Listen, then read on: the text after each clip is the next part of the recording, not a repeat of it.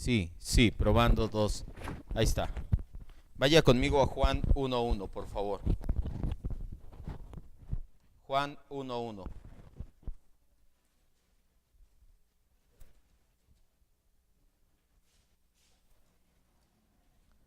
El tema es inerrancia,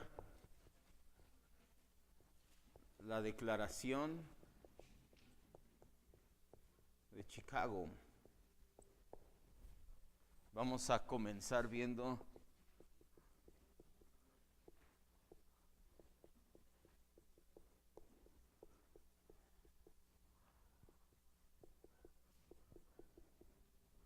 posturas de la autoridad bíblica. Juan 1:1.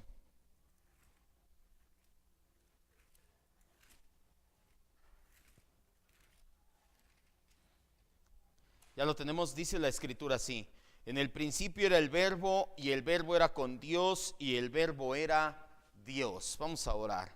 Vamos a decirle gracias, Señor Espíritu Santo, por tenernos aquí en esta tarde noche, por darnos la oportunidad de escudriñar tu palabra, de entender la doctrina de las Sagradas Escrituras como el fundamento inteligente de nuestra fe. No tenemos una fe ciega, no tenemos una fe vacía, tenemos una fe inteligente. Si tenemos por Dios al ser más inteligente, el sabio por excelencia, omnisciente, lo menos que iba a hacer es darnos una fe inteligente. Y gracias, Señor, pues esta fe inteligente ha estado de pie durante más de 2000 años y seguirá de pie durante todo el tiempo hasta tu regreso, Señor. Permítenos adentrarnos en esos cimientos y verdaderamente arraigarnos, Señor, como dice tu palabra en Mateo 7, que nuestra casa esté sobre la roca firme, que es tu Señor Jesucristo. Gracias, Padre, te decimos en el nombre de Jesús.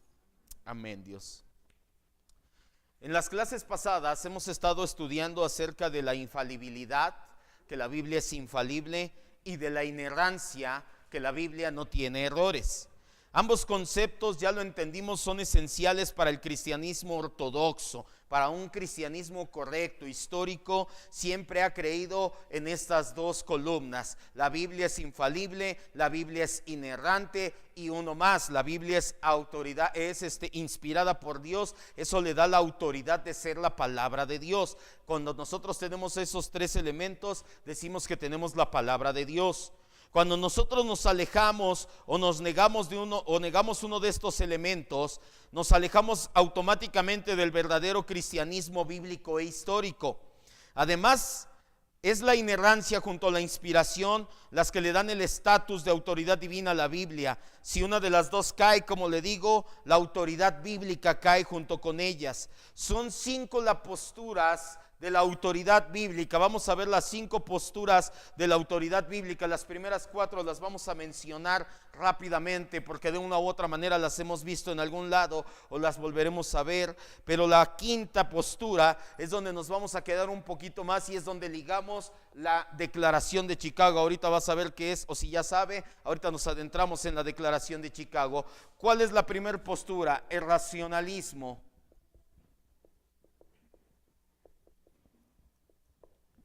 Racionalismo. Hay 5 posturas al menos acerca de la autoridad bíblica. La primera de ellas es el racionalismo.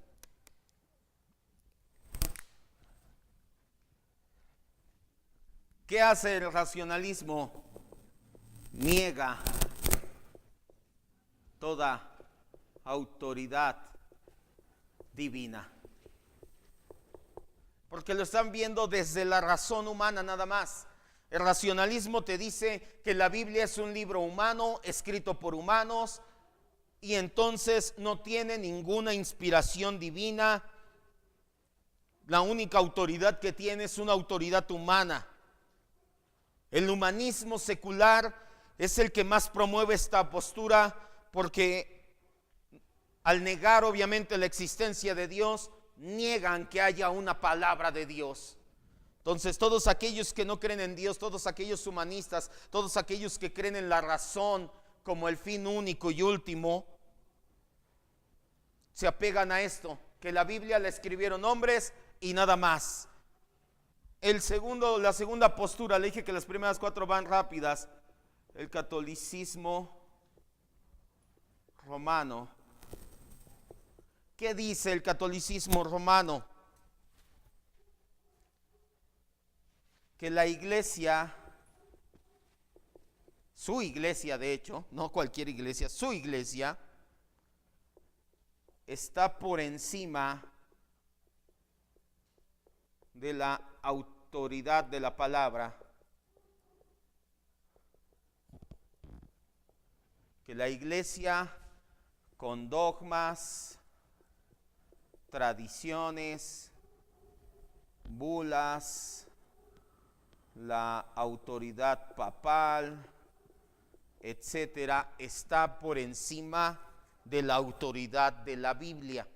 Por eso es que si tú discutes con un católico romano, tienes un debate con un católico romano bien enseñado en su doctrina. La mayoría de los católicos no saben ni la UPO redonda ni de su propia doctrina, pero si tú discutes con un católico romano bien instruido en su doctrina, te va a decir: tienes razón, ese texto parece que dice eso que tú estás diciendo, pero se te olvida que la bula papal tal, o que la tradición de mi iglesia, o que el dogma de no sé qué, o que está está por encima de la palabra. Y si tú juntas la palabra con la bula papal, entonces tienes lo que nosotros tenemos como autoridad, nada más alejado de la verdad. Nosotros sabemos que no es así.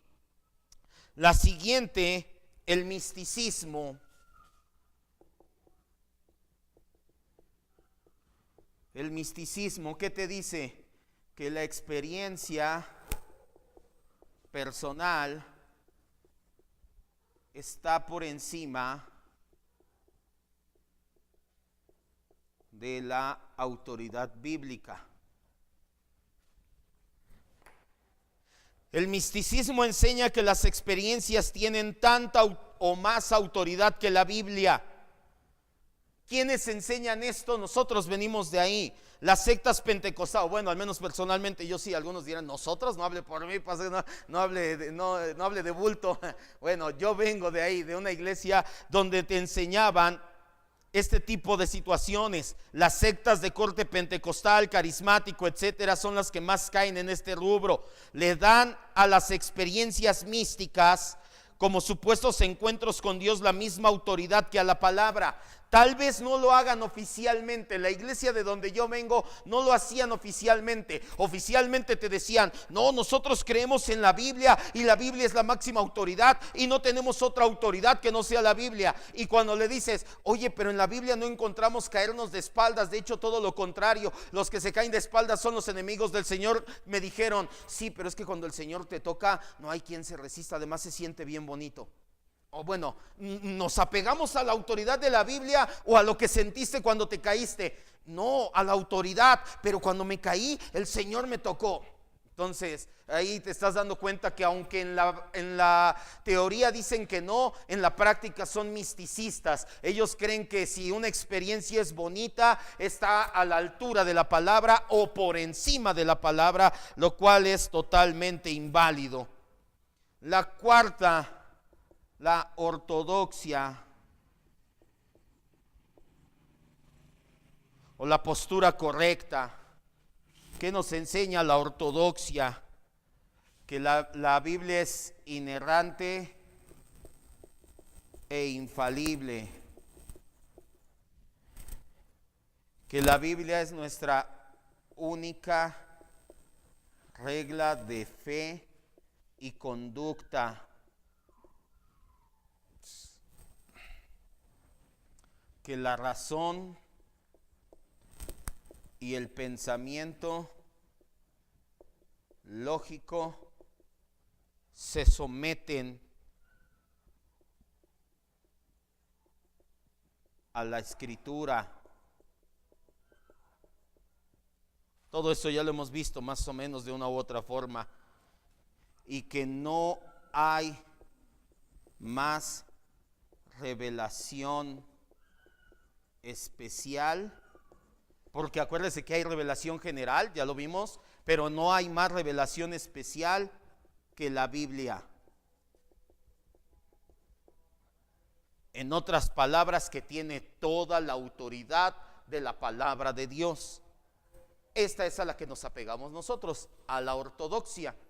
¿Qué enseña la ortodoxia? Que la Biblia es inerrante e infalible, ya lo vimos, que es nuestra única regla de fe y conducta, que la razón y el pensamiento lógico han de someterse a la palabra de Dios, no al revés, y que no hay otra revelación más, no necesitamos más, ya está completa, es suficiente con lo que tenemos en ella, no hay más revelación aparte de la Biblia. Y la quinta, que aquí sí nos vamos a detener un poquito más, la neo-ortodoxia, que ya se la había estado diciendo desde hace algún tiempecito, una que otra vez la mencioné, ya llegó el tiempo de meternos bien con la neo-ortodoxia, porque si usted, y ahorita se va a dar cuenta, mucha gente, aunque no lo cree, aunque no lo sabe explícitamente, su mirada de la autoridad bíblica es neortodoxa.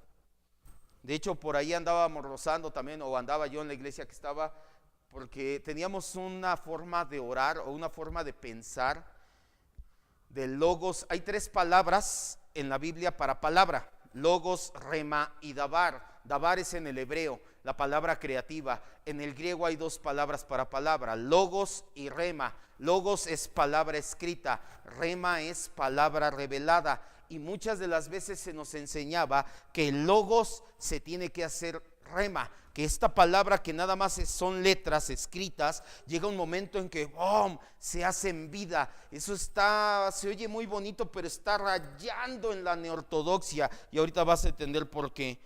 La neortodoxia nos enseña, entre otras cosas, que la Biblia es un testigo falible de la revelación de Dios.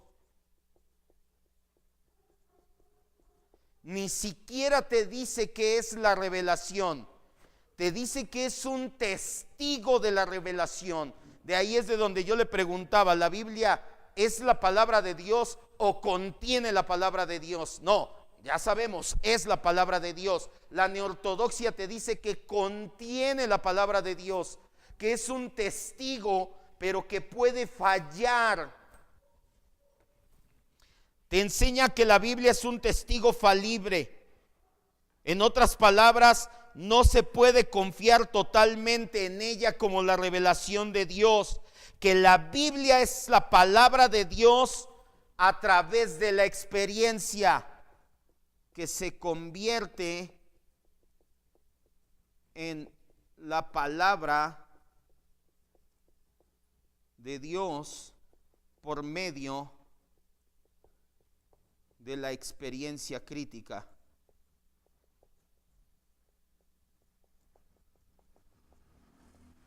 ¿Qué significa esto? Que lo que está aquí no es la palabra de Dios hasta que no hace algo en mi vida, y eso no es verdad.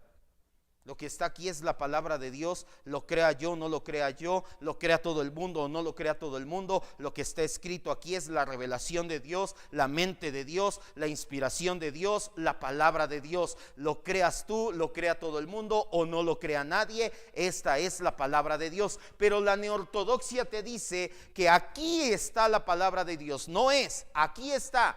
Y cuando alguien lo cree por medio de la experiencia crítica, de estudiarla y de atesorarla, ahora sí se convierte en la palabra de Dios. Se oye muy bonito, pero es una herejía tremenda. La neortodoxia es un movimiento religioso que empezó después de la Primera Guerra Mundial. Son 2 sus promotores, Karl Barth, son los 2 suizos, y Emil Brunner.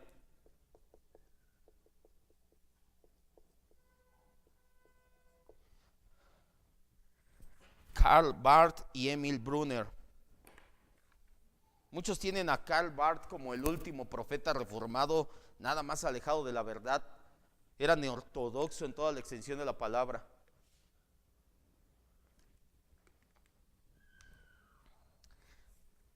¿Por qué nace la neortodoxia?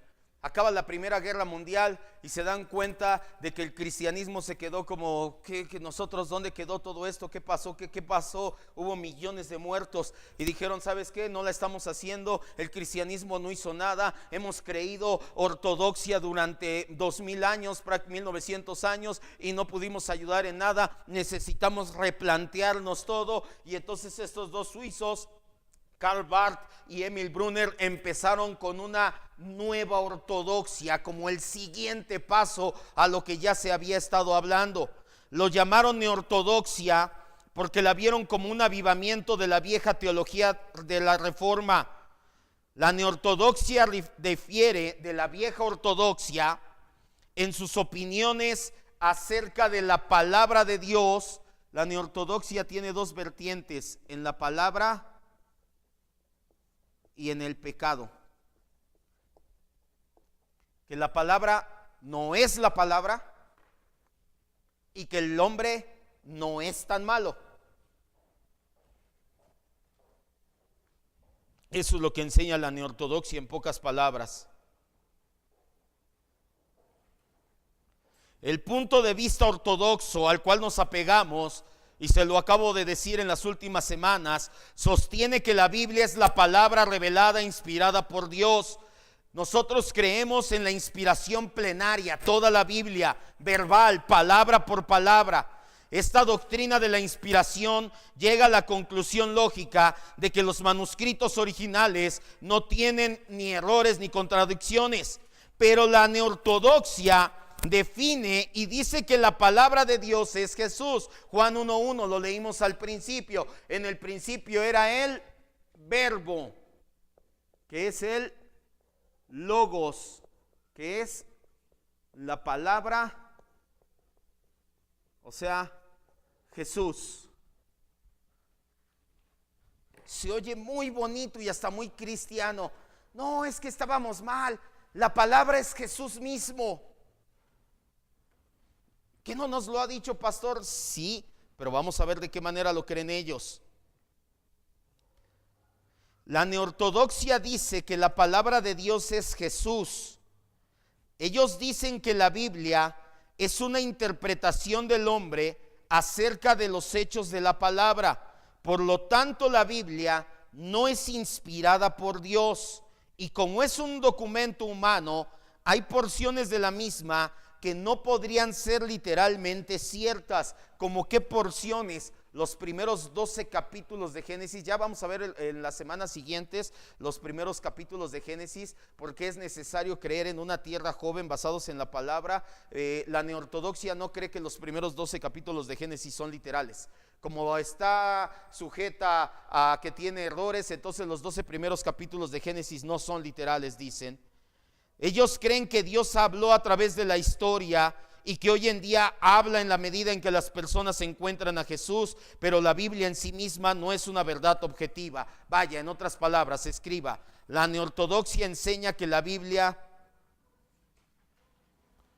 es un medio de la revelación,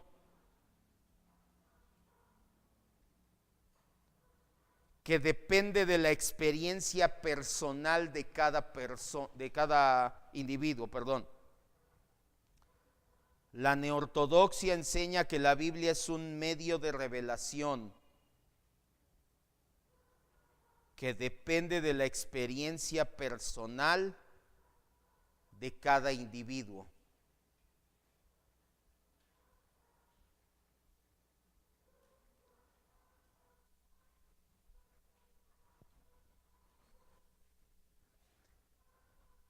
En otras palabras, si yo la leo y a mí me impacta como si fuera la palabra de Dios, para mí es la palabra de Dios. Si tú la lees y a ti no te impacta como si fuera la palabra de Dios, para ti no es la palabra de Dios. Eso es subjetivo a más no poder. Para mí es la Biblia, para ti no, para ti sí, para ti no, para ti sí, para ti no, y no tenemos un ancla firme. Ellos dicen que la Biblia solamente llega a ser la palabra de Dios cuando Dios utiliza esas palabras para llevar a alguien a Cristo, que los detalles que están en ella no son tan importantes como el hecho de tener un encuentro con Cristo que te cambie la vida.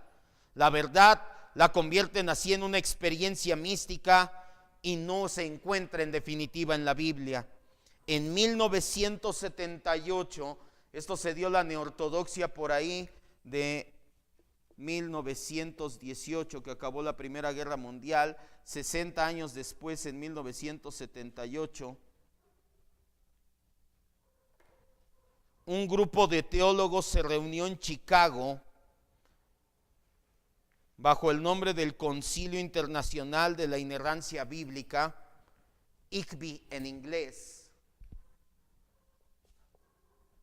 ICBI, Internacional Concilio Bíblica Inerrancia.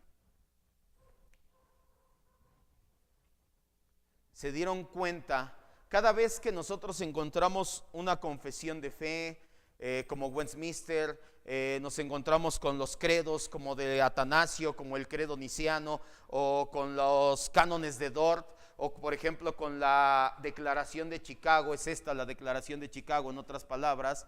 Cada vez que nos encontramos con un documento así, es porque la iglesia reaccionó a una herejía.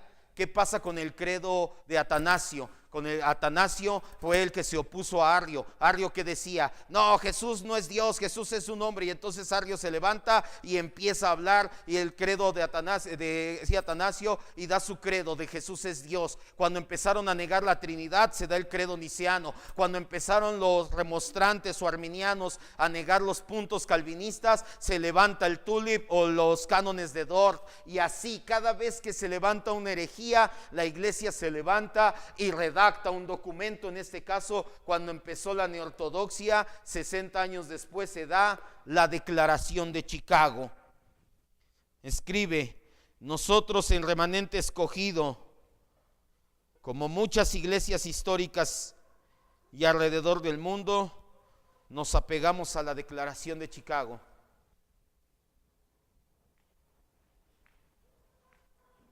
Nosotros, en remanente escogido, como muchas iglesias históricas y muchas más alrededor del mundo, nos apegamos a la Declaración de Chicago.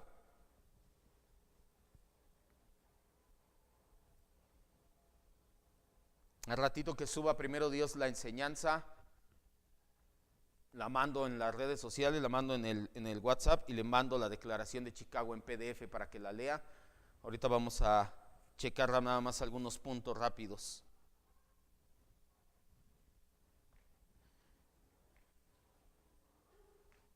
La Declaración de Chicago, o la ICBI, fue formada no solamente por uno o dos teólogos de una o dos iglesias. Se juntaron bautistas, anglicanos, episcopales, presbiterianos y de muchas otras, hasta algunos pentecostales que se apegan a la inerrancia de la Escritura, y se dio este documento de 19 artículos. Le voy a leer rápidamente los artículos. Los primeros dos artículos son como una introducción. Se lo leo y se lo explico rápidamente. A partir del tercer artículo, ya lo redactaron ahora sí directamente como una contrapeso a la neortodoxia. El artículo 1 dice, y otra cosa, están redactados en afirmamos ¿qué? Y negamos ¿qué? Así están redactados. Artículo 1, 2, hasta el 19. Están redactados como afirmamos que. Artículo 1. Afirmamos que las Santas Escrituras son recibidas absolutamente como la palabra de Dios. Negamos que las Escrituras reciben autoridad de la iglesia, de la tradición o de cualquier otra fuente humana. Aquí no hay problema, esta se entiende fácil. Artículo 2.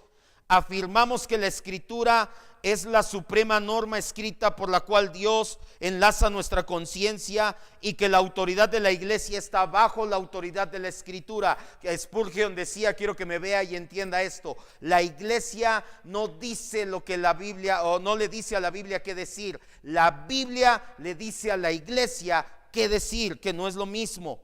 Negamos que los credos de la iglesia, los concilios o las declaraciones tengan mayor o igual autoridad que la Biblia. Artículo 3, pero escuche, le voy a hablar aquí de la neortodoxia. La neortodoxia dice: la Biblia es un testigo de la revelación de Dios o llega a ser la revelación en un encuentro. La Biblia en sí no es absolutamente divina.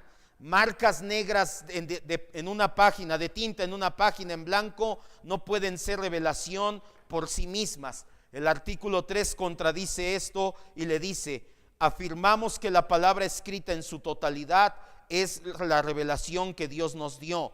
Negamos que la Biblia sea únicamente un testigo de la revelación o que llegue a ser revelación solamente en un encuentro. La neortodoxia dice: el lenguaje humano es inadecuado como vehículo para comunicar la verdad divina o absoluta. ¿Qué te enseña la neortodoxia? Que dicen: es que ¿cómo es posible que nosotros, con un lenguaje humano limitado, Dios es ilimitado, tú crees que con tu lenguaje vas a poder poner en unas cuantas letras lo que Dios es? Suena lógico para la neortodoxia.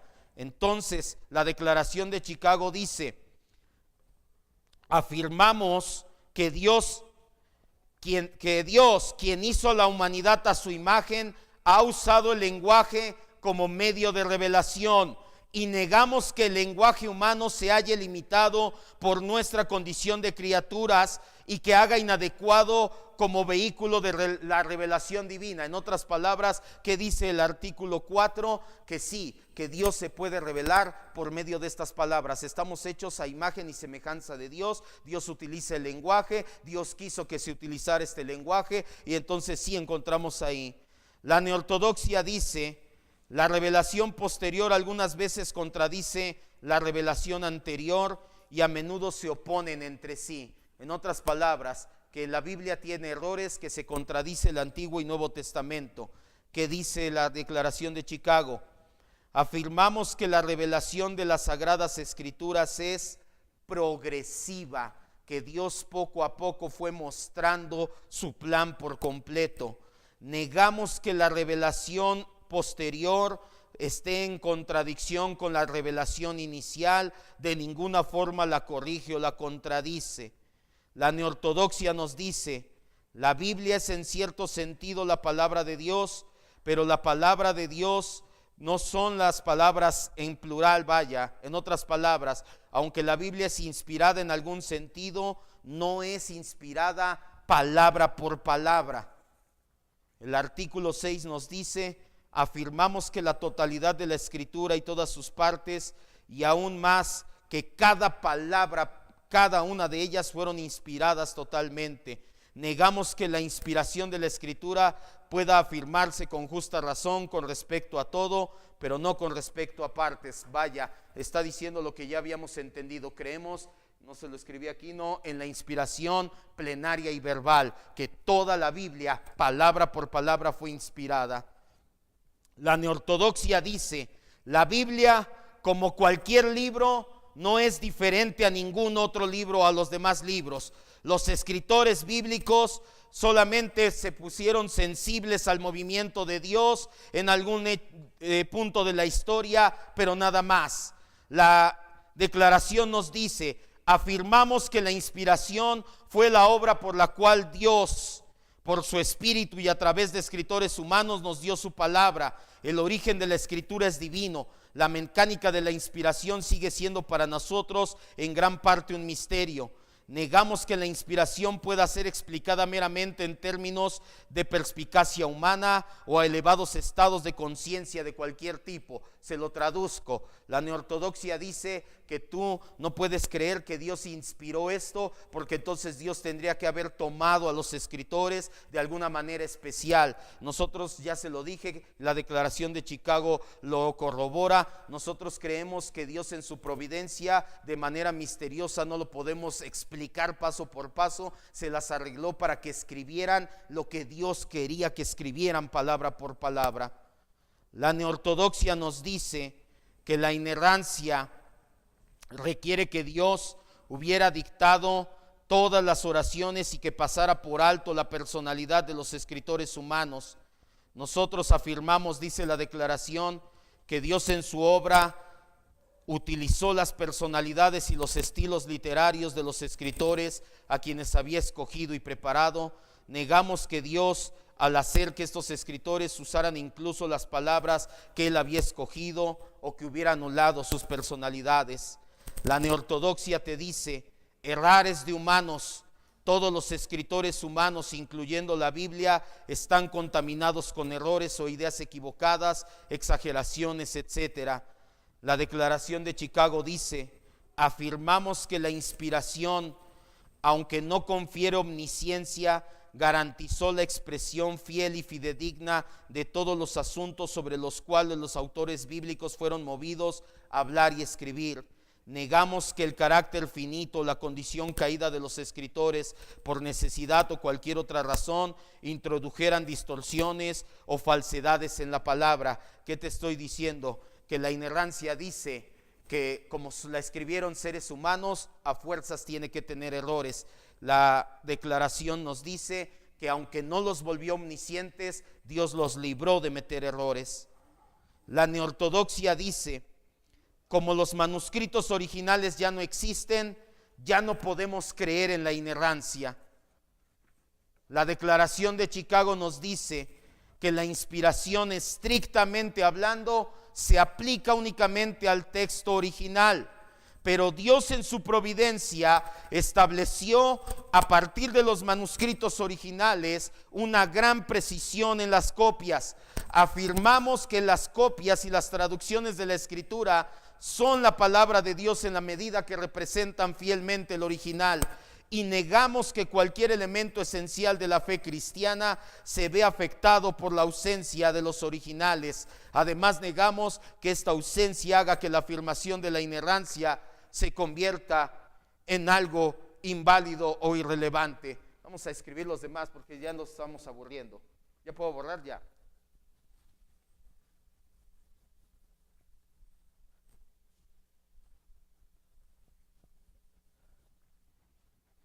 Siguiente, artículo 11. Ahí escriba, deje espacio para algunos más. 11. Aquí arriba le pongo NO, neortodoxia. La neortodoxia dice, la Biblia es infalible, pero no inerrante.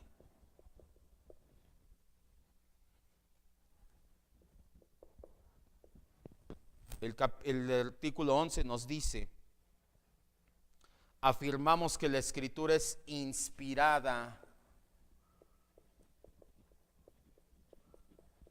por Dios,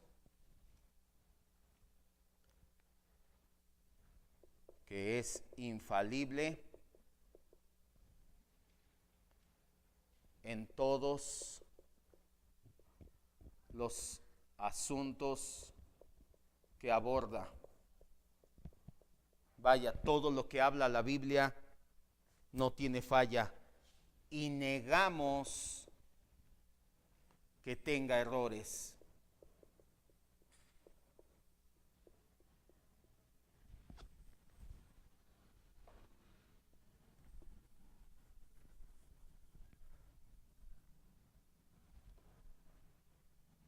La neortodoxia dice, la Biblia es verdadera solo en asuntos de fe y moral. Te dicen, bueno, sí, la Biblia es verdadera, pero nada más para fe y moral. El artículo 12 dice, afirmamos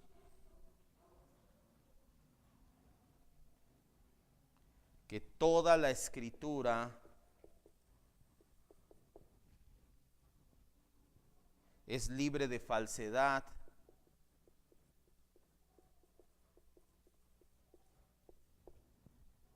fraudes o engaños.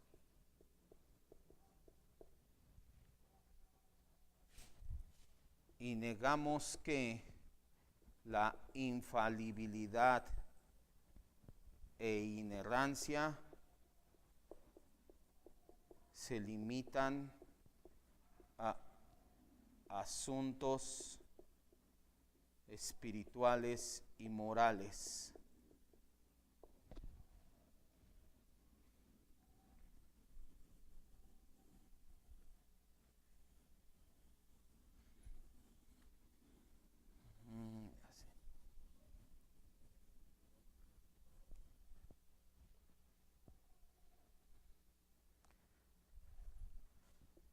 La neortodoxia te dice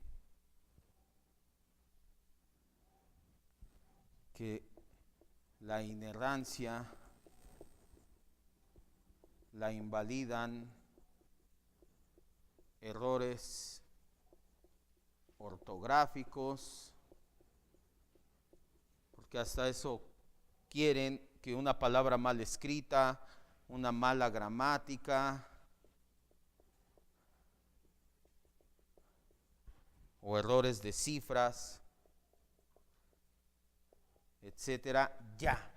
Como lo que veíamos la semana pasada, tiene errores de citas, de redondeo, ya entonces tiene inerrancia. Tiene errores, perdón. El artículo 13 nos dice: afirmamos que la inerrancia es de carácter teológico,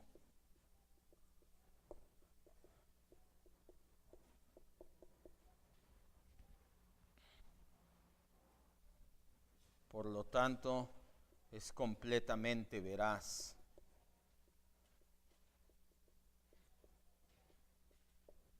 Y negamos que sea apropiado evaluar la escritura de acuerdo a criterios ajenos.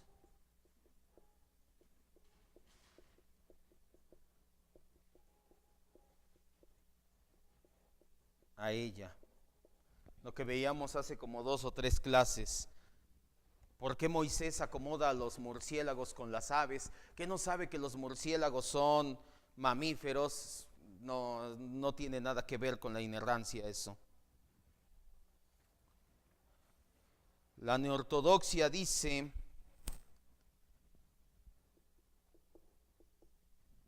que si no hay solución para las contradicciones o las aparentes contradicciones bíblicas, nunca la habrá. Dicen, no, ya encontré un error, a lo mejor sí es un error, pero no hay solución ahorita, nunca va a tener solución entonces. El artículo 14 dice, afirmamos la unidad y consistencia de la escritura. Vaya, ¿qué significa?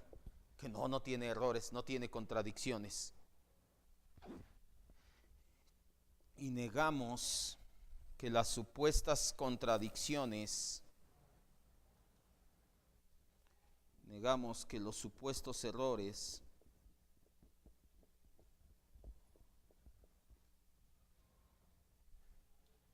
que no han sido resueltos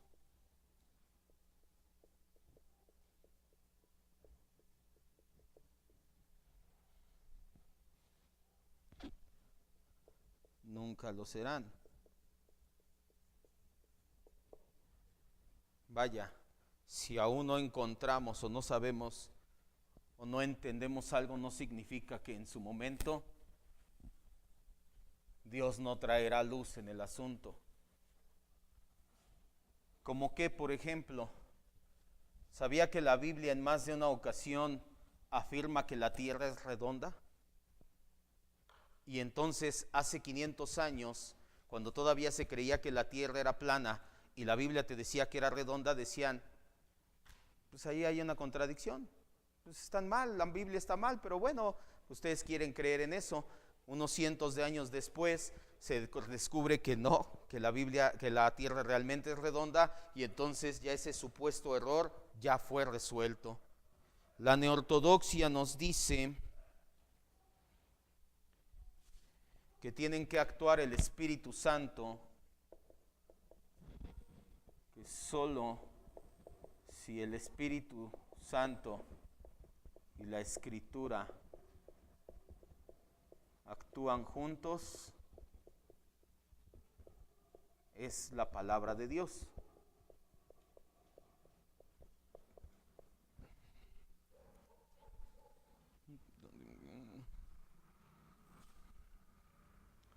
Afirmamos que, dice la Declaración de Chicago, el Espíritu Santo da testimonio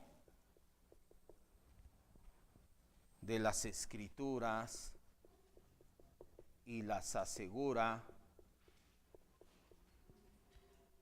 a los creyentes,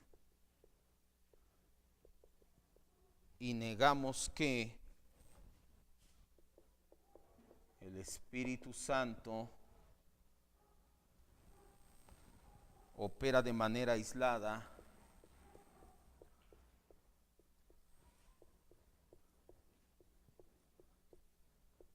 o en contra de la Escritura.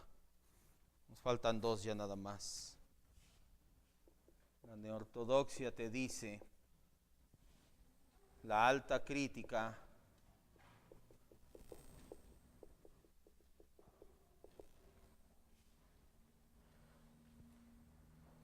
del texto son necesarias, del texto, la alta crítica es necesaria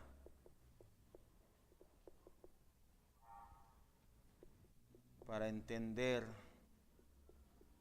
perfectamente la Escritura. Vaya, se parecen un poquito a la Iglesia Católica Romana, donde dicen que no cualquiera puede entender la Biblia. La neortodoxia te dice igual, que necesitas una alta crítica especializada, que no cualquier hijo de vecina puede entender la Biblia. Nada más alejado de la verdad. Afirmamos que el texto bíblico puede ser interpretado aplicando la exegesis histórico-gramatical.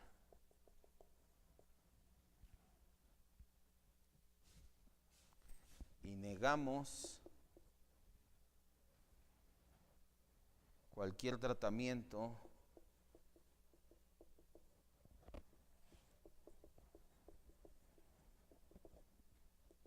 del texto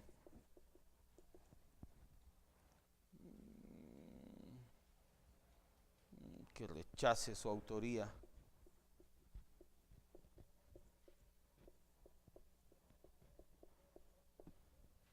¿Qué te dice este?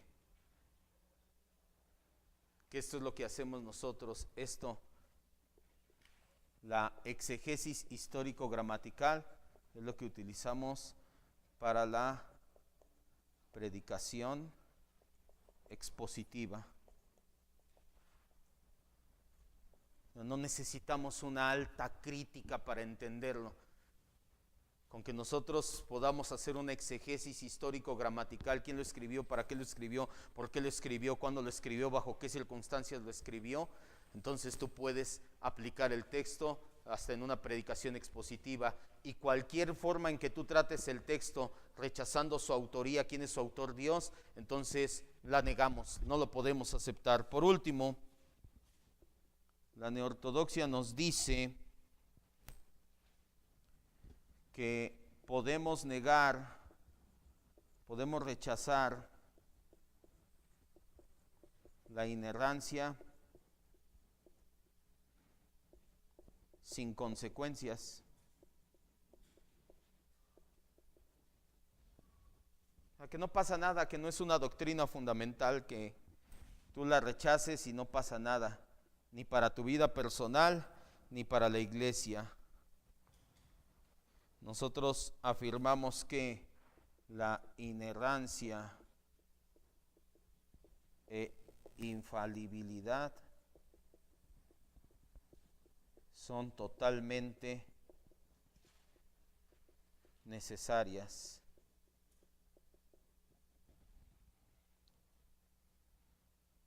Y negamos, ¿se acuerda que lo vimos hace un par de clases, que estas dos, inerrancia e infalibilidad, sean necesarias para ser salvos? No necesitas creer en eso para ser salvo, ya lo habíamos visto. Pero, o sin embargo, también negamos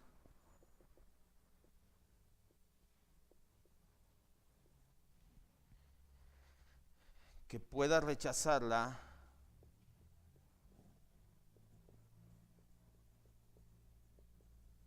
sin consecuencias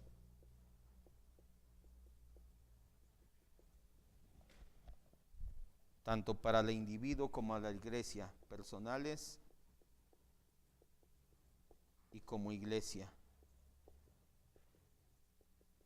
¿Se acuerdan que si nosotros rechazamos la inerrancia, rechazamos el carácter de Dios, rechazamos los atributos de Dios, rechazamos la historia, rechazamos lo que Jesús dijo, rechazamos lo que los apóstoles dijeron? Entonces, sí, no creemos que sea necesaria la inerrancia y la infalibilidad para ser salvo, pero si tú lo niegas, sí tiene consecuencias para tu vida personal y para la vida de la iglesia, porque ¿qué parte entonces sí puedo creer o qué parte no puedo creer?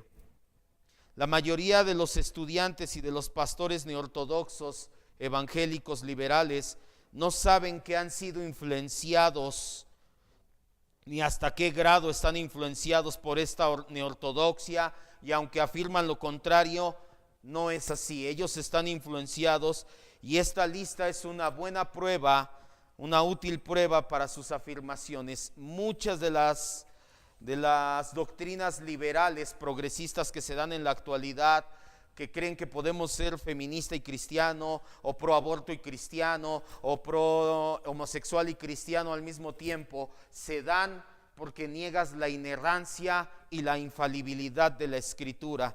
La neortodoxia, por lo que estoy viendo, va cada vez ganando más y más terreno junto con el hedonismo cristiano. Lo veíamos en Cosmovisión, son los dos enemigos que salen desde adentro de la cosmovisión, y cada vez está ganando más terreno. Ya empezó a perder fuerza el hedonismo, la prosperidad y todo ese evangelio falso, pero ahora se está levantando la neortodoxia con su liberalismo teológico. Vamos a orar, ya después le mando yo bien toda esta clase a sus redes sociales.